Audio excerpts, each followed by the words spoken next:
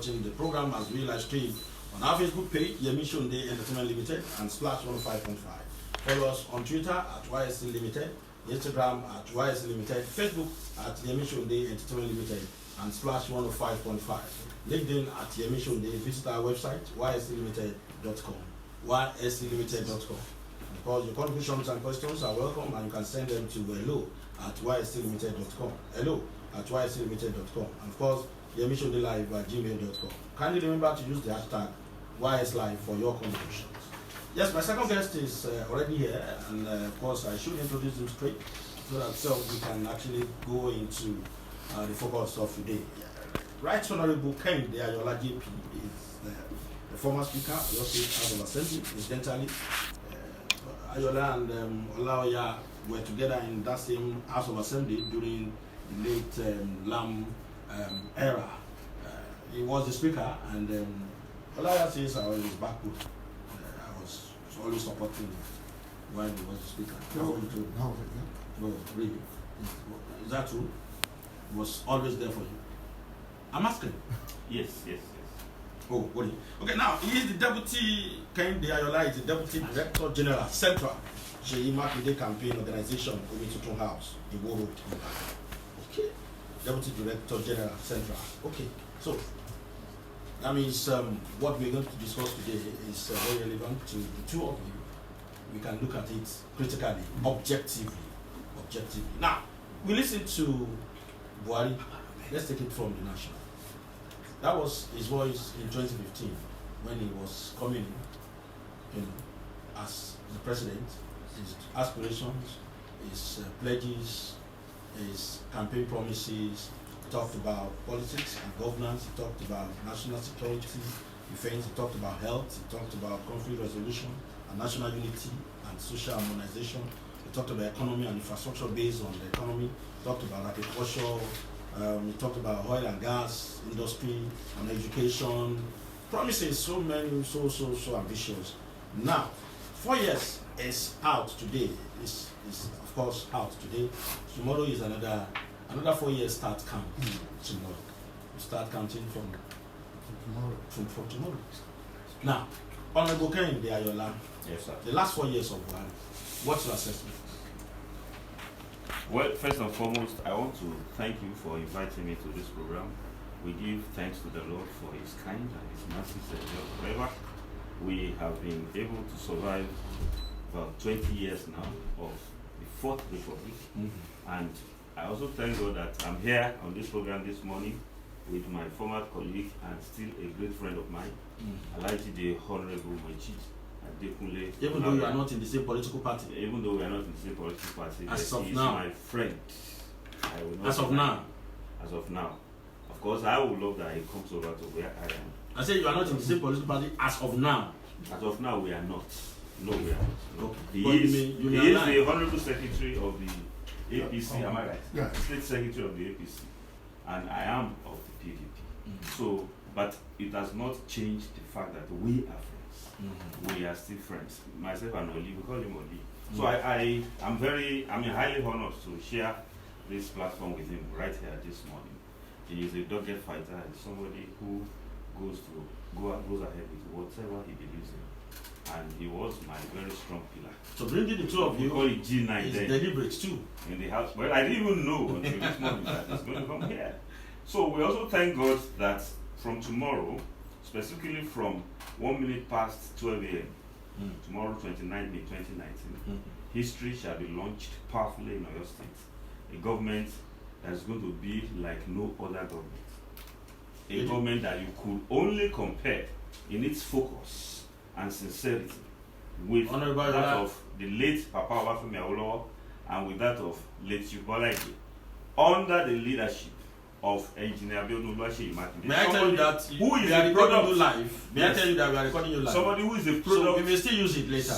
Please use it. Somebody who is a product of the free education policy of late Olaoya. Olaoya, wherever he is now, he will be happy. He will rejoice that he has been able to produce after his own kind, which means that somebody from his policy has now grown up, become a man, and strong, and was found fit and proper to lead Oyo State, which he has led. The seat upon which Bola Ige sat in 1979 to 1983, Seyi Makinde is going to sit there from tomorrow till 2023 and beyond. So this is history. This is successful history in the making. So we can only thank God that it's like God turning back the captivity of Zion. And the Bible says that they are like them that dream dreams. Because we are like them that dream dreams in Oyo State now. Did you say captivity? Because God has done us well. Did you say captivity? I said of Zion. Of Zion, okay, of Zion. Yes, it was a kind of captivity that Oyo State has been in. Okay. Because we have been pulling in the last 8 years below our weight. Wait, we'll come into. And I will give you facts. Wait. We'll come to your state issue. Okay, sir. Let's first look at Buhari's 4 years. I mean, the first 4 years. That is. Well, you know, like I said, Mr. Moderator, sir, like I said at the beginning of this program, I am of the PDC. President Buhari is of the APC. You are a citizen of Nigeria. As a citizen. Yeah. Well, as a member of the opposition, we believe that Buhari administration came in with so much promise, with so much razzmatazz, with so much promise of euphoria. I mean, promise of utopia, but largely they have failed to deliver on these promises. First, they said they will stamp out power supply, and I'm quoting Babatunde Raji SAN, the Minister of Housing, Works and Power. They said they will stamp out irregular power supply or blackouts in 6 months. He actually said, and I quote, that any government that cannot stamp out blackout in 6 months is not fit to be there, or words to that effect, unquote. Now, this is 4 years. We are still having blackouts. As I'm speaking, some people are hearing your voice, they are hearing my voice because I pass my neighbor because they have generator. It is not because the public electricity power supply, for which they pay through their nose. IBDEC in Apata, they bring me heavy, crazy bills every month because they are billing me. They haven't given me the what they call the other type of meter. So that is one area in which, yes, prepaid. That is one area in which this government has failed. Power infrastructure. So much noise was made about that. Secondly, in Article 24, from paragraph 1 of the APC Constitution, I hope you have it. If you have it, please open it. They promised to restructure Nigeria along the line of true federalism, which means that the component units of this country are supposed to have full autonomy. They are supposed to have be able to have some self-determination to the extent that they will control their resources, to be able to grow at their own pace. The administration has dilly-dallied over it.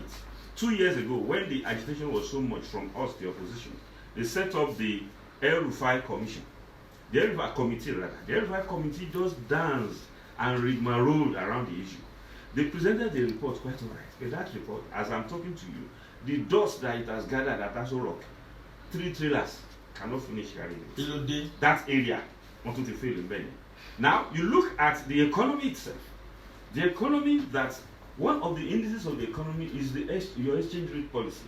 The exchange rate is a function of the productiveness or the productivity of your economy. Are you producing or you are consuming? Because if you are a consuming economy, it means that you'll be needing to import. And when you import, it means you will need foreign exchange.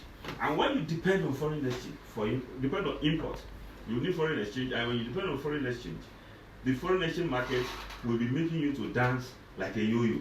And while President Jonathan was there in as at the time he left, the exchange rate of Naira to the dollar was 197 to $1.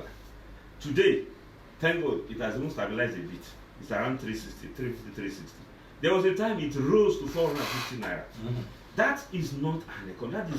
That is a voodoo economy that the APC has foisted upon our nation in the last 4 years. That is not an economy. That's not an economy where you can. My brother, I belong to the agricultural sector, and I know that that is a production sector that is dependent on the number of variables, because before you can do it profitably, you cannot go and accept loan in a bank in that kind of economy. Ask people that are in our own line of business how much the banks are saying you should pay as what do you call it, as interest. 20 what percent? Nobody can. 20 what? You can't do any business, any serious business. Some as even as high as 30. You can't do any serious business with that, except you are stealing somewhere. So the people that are actually enjoying a little bit in this economy, they are people who surround the president, who go to NNPC to collect huge, humongous contracts that are not following due process. They are people who are in government, who inflate contracts, and we have records of a number of them, because in Oyo State, the books shall be opened from tomorrow. The books shall be opened from tomorrow. So there is nobody who is genuinely involved in production in this country in the last 4 years that will say, oh, I've never had it so good. And please, if there's anybody hearing me right now who has been able to prosper his business under this voodoo economy that the Muhammadu Buhari administration has foisted upon Nigeria in the last 4 years, please call into this station. I hope there is a calling section. Yes. Let them call in and tell me, oh, I've had it so good. So it's, and apart from that, I've not even talked about insecurity, which is a terrible issue right now, especially in Yoruba land, where we feel encircled, where some people whom we do not know, who do not speak our language, are now occupying every open space, where the governments, some governors in the southwest, Yoruba land, are ready to give land for the establishment of what they call cattle colonies. I mean, we are under a siege, my brother. And that is the government you're asking me to assess. All right. That's assessment as PDP, opposition party, Honorable Kehinde Ayoola. Now, let's come to Honorable Olaoya. Yes, thank you very much. Oli, your assessment. Yes, the assessment, my assessment about President Muhammadu Buhari in the last 4 years is that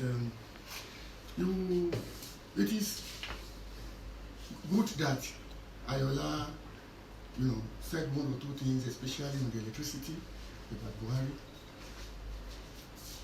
The last 4 years when Buhari came to power, ever before he came to power, the PDP had been in government, they had been ruling.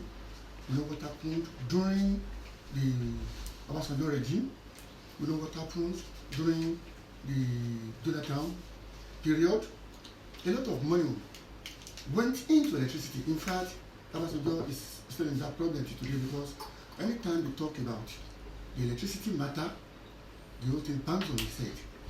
And that is one of the reasons when the idea came up from Buhari that so amount has gone into electricity and nothing has been done. Nothing has been done for good 16 years when the PDP were there. So we have to give kudos to Buhari for what he does within that limited time.